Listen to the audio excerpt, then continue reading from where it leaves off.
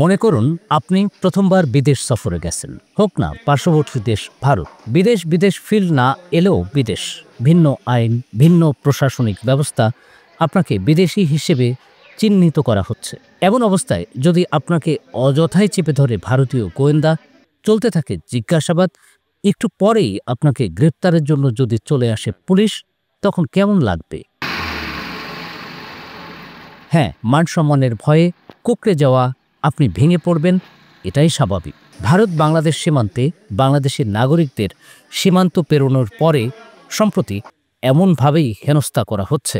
এই কাজ করছে ভারতীয় গোয়েন্দা ও সাংবাদিক পরিচয় দেওয়া লোকজন। হেনস্থার ঘটনা সত্যি হলেও টুইস্ট এখানেই, এই গোয়েন্দা কর্মকর্তা, পুলিশ কর্মকর্তা বা সাংবাদিকদের কেউই আসল নয়, সবাই ভুয়া।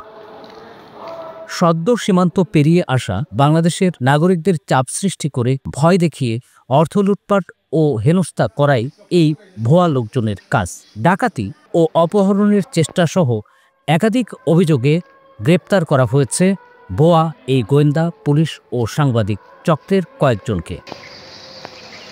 ঘটনাস্থল ভারত বাংলাদেশের গেদে দর্শনা সীমান্তের। 23 আগস্ট বিকালে মেডিকেল ভিসায় বৈধভাবে সীমান্ত অতিক্রম করে ভারতের গেদে অংশে প্রবেশ করেন 4 বাংলাদেশি নাগরিক। নাম প্রকাশে অনিচ্ছুক ওই 4 বাংলাদেশি নাগরিক সীমান্তের সংরক্ষিত এলাকা পার করলেই তাদের ঘিরে ধরে 3 জন ভুয়া গোয়েন্দা, পুলিশ ও সাংবাদিক। কখনো আওয়ামী লীগ নেতাকর্মী, কখনো আবার জঙ্গি তকমা দিয়ে তাদের গ্রেপ্তার করার হুমকি দিতে থাকে। একসময় আপোষে মিটমাট করার জন্য মোটা টাকা চেয়ে বসে।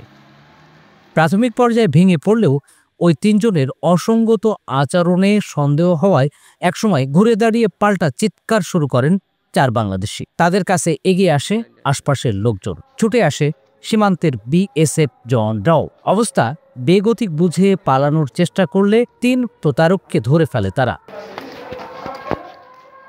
খবর দেওয়া হয় স্থানীয় কৃষ্ণগঞ্জ থানায়। পুলিশ এসে তাদের হেফাজতে নেয়। আটক 3 জনকে জিজ্ঞাসাবাদের জন্য রিমান্ডে পাঠিয়েছে আদালত।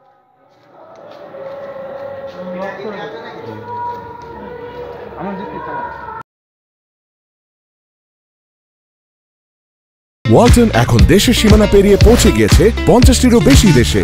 ওয়ালটন, ঘরে ঘরে, বিশ্বজুড়ে।